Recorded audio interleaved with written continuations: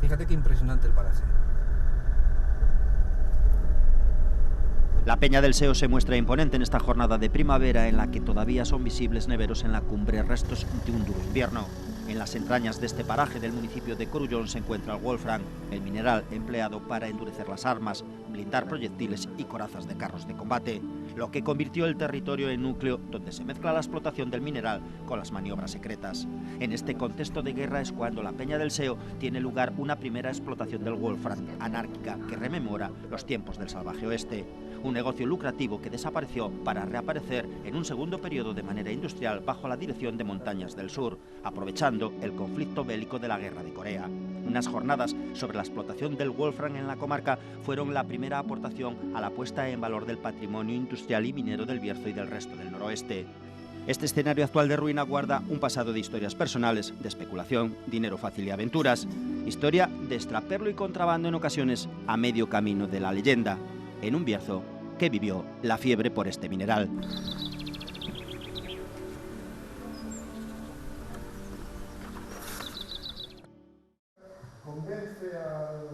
El wolfram en el noroeste ibérico fue el título de unas jornadas celebradas en la UNED de Ponferrada que pretendían analizar desde un punto de vista histórico el wolfram como recurso minero y las posibilidades de puesta en valor del patrimonio industrial asociado. El historiador Isidro García Tato se acercó a Ponferrada para hablar de la explotación del wolfram en las minas de Valborrás de Casallo, una explotación completamente industrial que nada tenía que ver con la primera extracción del mineral en la Peña del Seo. Las penas de Seo, de la Peña del Seo, la época en general, hasta el año 50 no tienen nada que ver con las explotaciones mineras de Valborrás, porque las mineras de Valborrás fueron ya exportadas con todo tipo de tecnología, con ingenieros de minas y todo, ya desde por una empresa belga, desde 1913 a 1928, por la empresa Mine de Wolfram de Valborrás, que era belga, con sede en Bruselas, y después por la empresa del consorcio alemán Sofindus Montes de Galicia entre 1938 y 1945. Era una extracción regulada y no era ni el Klondike ni el Far West que había en la Peña del Seo, sobre todo en la época del 40 al 50. García Tato quería hacer hincapié en ese carácter anárquico de la primera explotación del wolfram en la Peña del Seo. Como el Far West o el Klondike, que en cada uno andaba por libre, no había control, había cuadrillas armadas con revólveres y llegaban allí, se establecían en un sitio, empezaban a sacar wolfram, llegaba otro grupo armado, venga, fuera de aquí, y se metían ellos, no había control. Era como la fiebre del oro. Se juntaban cuadrillas de 40 o 50 y claro, todos llevaban armas, no vayas a pensar que todos llevaban armas, pero ya verás, es que es curiosísimo todo esto. Había varias cuadrillas, había la del cura, que no era del cura ni mucho menos, pero le llamaban del cura porque era sobrino de un cura, y esa era de Barjas, y había otras más, y había otra cuadrilla que eran 15, 16, dependía, de Quilós. Esos eran los que más dinamita llevaban y los que mejor armados iban. Y ahí fue donde llegaban, a lo mejor, ellos los de las cuadrillas tenían ojeadores, y cuando iban 4 o 5 de una familia a buscar el mineral, pues veían que encontraban una veta, y entonces llegaban allí, claro, los rodeaban, mientras ellos no marcharan de allí, a dormir o algo por el estilo, no podían entrar las cuadrillas. Es que tenían, bueno, era curiosísimo eso. Pero los de Quilós eran tremendos, porque ponían un cigarrillo en la boca, ponían un cartucho de dinamita en la mano y empezaban a hacer así, y decían, ¿verdad que vos marcháis? ¿Verdad que vos marcháis? Lo decían así, de esta forma, porque los de Quilós, de un fain dous. El villafranquino Ramón Cela nos firma un ejemplar de breves historias del wolfram que acaba de ver la luz. En él acerca testimonios recogidos en la zona por los que vivieron en primera persona la primera explotación en la Peña del Seo. Ahí se ponían muchas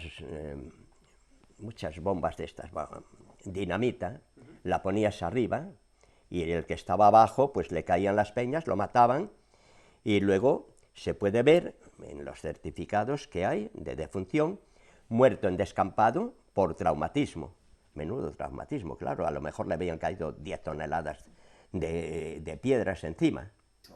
Historias llenas de tragedia que vivían los mineros del Wolfram y sus familias. Y la pobre mujer, Antonia, el 13 de octubre de 1943, le dijo a uno de sus hijos, de 12 años, le dijo: Eliseo, baja a alumbrarme con el aguzo es una raíz, era lo que había, no había luz, que voy a recoger unas cosas de ahí para mandarle a tu padre. El niño bajó con el aguzo encendido y llegó un momento en que la madre no veía y le dice: Eliseo, levanta el aguzo que no veo. El pobre niño levantó tanto que explotó la dinamita. Sin control en la extracción y sin control en la comercialización. Pues en Villafranca lo compraba muchísima gente, muchísima. El que tenía posibilidades de dinero lo compraba. Te puedo dar un dato que es muy significativo. El primer señor que subió a la Peña del Seo tenía un jornal de 2 pesetas. Cogió las piedras, bajó a Quereño, las vendió por 600 pesetas. Con Rosa Pérez, también participante en estas jornadas, tuvimos la oportunidad de conversar sobre la repercusión social y económica del Wolfram. Porque aquí la política venía dada de arriba, pero pues económicas dinamizó la zona de una manera tremenda, desde las bases de las minas, que era donde estaban los rebuscadores, a su vez a otros agentes, y a las cabeceras en las cabeceras de provincia también se notó toda la influencia económica que ganaron, todo el dinero que ganaron estos repercutió.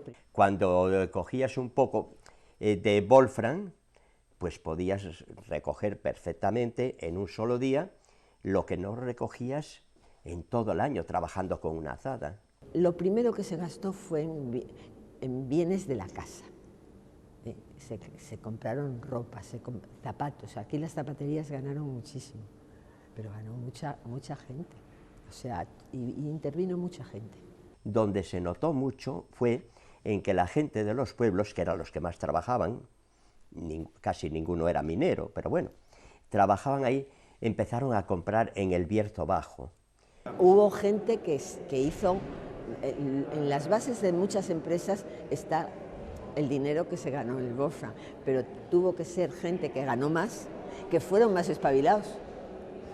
Hubo gente que compró, por ejemplo, hay una finca en un pueblo cerca en Quilós, que se llama el Wolfram.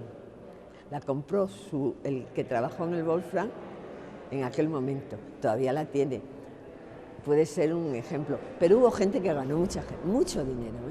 Explotación del Wolfram, sobre todo en tiempos de miseria. Quitó el hambre, la zona aquella de Valdeorras, la parte, digamos, de la Cabrera, la Baña, todos los porque hay que tener en cuenta que Valborrás es el punto de uno de los puntos, el punto más oriental de Galicia. Linda está a unos pocos metros, como 1 kilómetro de la provincia de Zamora, y después es linda con los municipios de Encinedo y de Benuza. Y vamos, la Baña está allí al lado, allí trabajaron muchos mineros y mucha gente, pues en esa época de hambre y de miseria, pues efectivamente era una forma de subsistencia y de quitar el hambre. Pero claro, el problema es quitar el hambre con ¿qué se sacaba allá? Se sacaba Wolfram.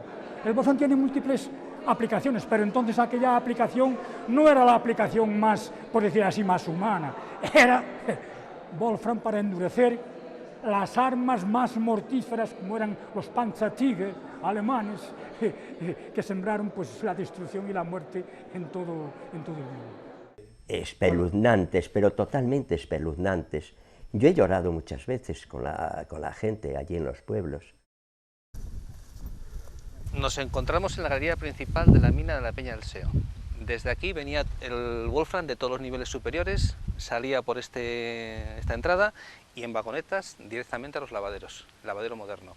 Cuando utilizaban el lavadero viejo, salía por otra galería al cable aéreo para bajarlo a la parte inferior de la mina, efectivamente lavaderos. Estamos hablando de una explotación industrial y organizada que data de comienzos de los años 50. Años 50, sí. Ya estaba la mina preparada para producir industrialmente, estaba organizado, había una dirección facultativa, había unos lavaderos como se emplean en ese tipo de explotaciones, y a partir de ahí ya cambió la época del oeste, por así decirlo, que cada uno explotaba donde quería, a empezar a entrar por los filones, donde podéis verlos ahí, justo la galería Arma en los filones de cuarzo, que es lo que contiene el wolfram. Si no hay cuarzo, no hay wolfram.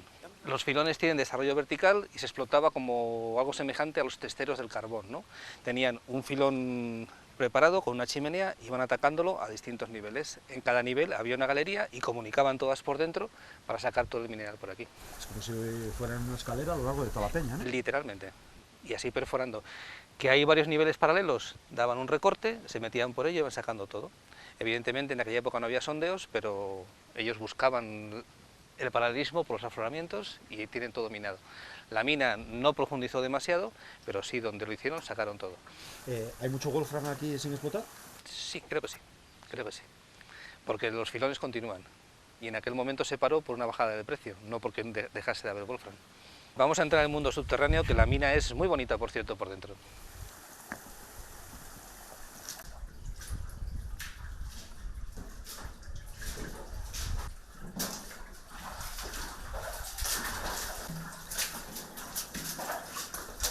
Se saca una muestra, se junta toda y se analiza para saber el contenido del todo uno. Generalmente se utiliza cuando vas a hacer una prospección, una minería a cielo abierto. Lo que pasa es que aquí están buscando un poco la ley media. Este era el polvorín de la mina. Fijaros lo cuidado que estaba, y si no se hubiera embalsado el agua, teníamos todo directamente ya. En un lugar se almacenaban los detonadores y en otros los explosivos, para que nunca pudieran interaccionar accidentalmente. Fijaros el tamaño que tiene el polvorín, porque se necesitaba todos los días mucho explosivo. El cuarzo es muy duro y para poderlo arrancar tienes que utilizar dinamita. Si os dais cuenta, el mineral todavía no se ve muy bien. Ahí tenéis wolfram, eso negro, con micas asociado a sulfuros, arsenopirita. O sea, el wolfram está metido en el cuarzo. En el cuarzo, sí, sí. ¿Y es eso negro? Eso negro, sí. Aquí es pequeño, porque esta parte del filón no es demasiado interesante, pero vamos a ver los filones grandes donde se ve el wolfram directamente. Toda la peña, el corazón de la peña es como una parte es cuarzo. Sí, sí, sí. Estos filones de cuarzo proceden del granito y fueron entrando por las grietas. El mineral de arsénico que tantos problemas daba a los mineros cuando estaban perforando. Porque claro, eso cuando se convierte en polvo pasa para ti, el arsénico es un veneno.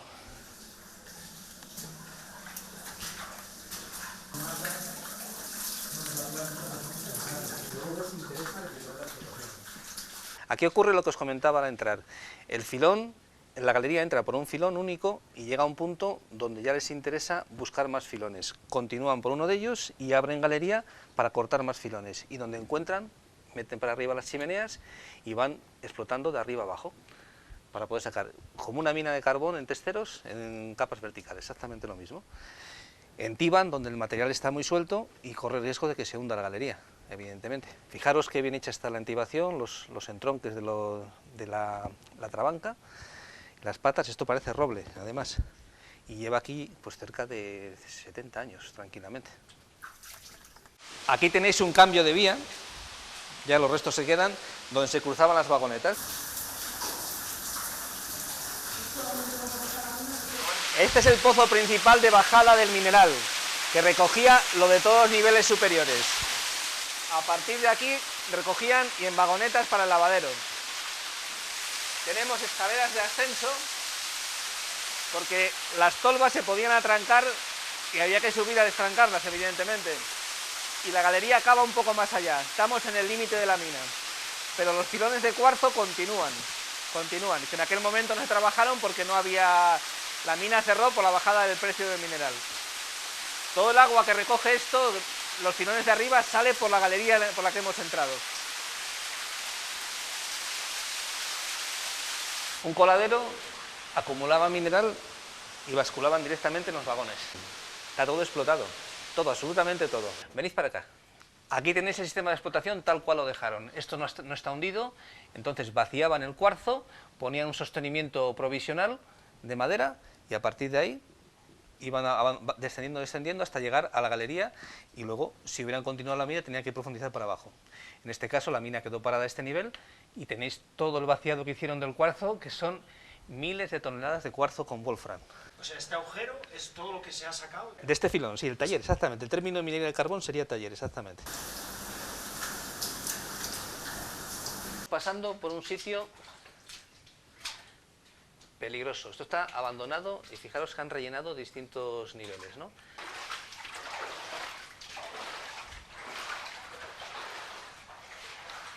Ajá, aquí. El wolfram lo tenéis ahí. Eso negro que veis ahí son pequeñas masas, evidentemente. Esos cristales negros. Aquí también tenéis. Queda un poco de wolfram, por aquí no lo podían sacar, porque era para dar estabilidad al conjunto. Si hubiera habido mucha masa de wolfram, seguro que hubieran hecho una bóveda y se hubieran llevado todo. Son pequeños vestigios. Los yacimientos se siguen estudiando porque pudiera tener... Claro, en un futuro, imagínate que uno de esos yacimientos tan grande, de que llevan explotando 100 años, empieza a perder producción, por lo tanto, si no suministra, el precio sube. Es como los saudíes, ¿no? Cuando dicen que bajan la producción de petróleo para levantar el precio, pues aquí lo mismo. Todo se regula en función de la oferta y demanda, ¿no? Si tú ofertas mucho wolfram al mercado, el precio baja. Si tú dejas de ofertar, el precio sube. En ese impasse es donde los yacimientos que no están explotándose pueden empezar a ponerse en producción, como es el caso este. Si hubiera una guerra, sí que es un material de guerra. Si es una guerra, automáticamente es casi seguro que esto volvería a funcionar. Esperemos que no haya ninguna guerra. ¿Dónde están ahora las minas de wolfram para el servicio necesario que necesita la industria del mundo? China, por ejemplo, es el principal productor de wolframio del mundo ahora mismo.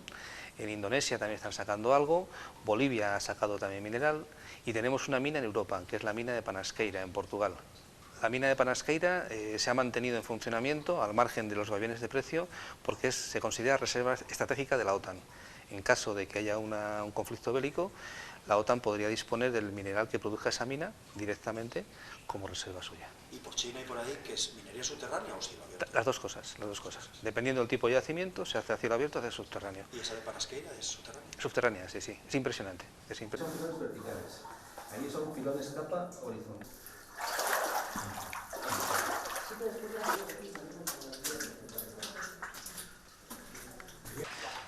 La punta de una barrena se ha utilizado ya, debía estar inservible, y si os dais cuenta, no tiene vidia. Las barrenas con vidia no es que sea un invento moderno, pero eran mucho más caras que las barrenas normales. Entonces tiene solamente acero endurecido y había que afilarlas de vez en cuando. Por eso las fragua que hemos visto a la entrada de la mina.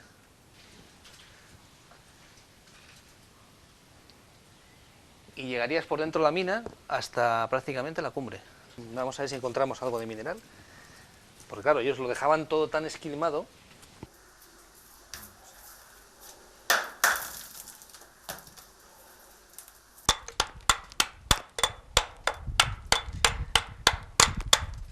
¿Lo ves ahí cómo está? Y porque se pagaban entre 200 y 300 pesetas el kilo. Que un puñadito de esto ya es un kilo. Tiene una densidad de 13 veces más pesado que el agua.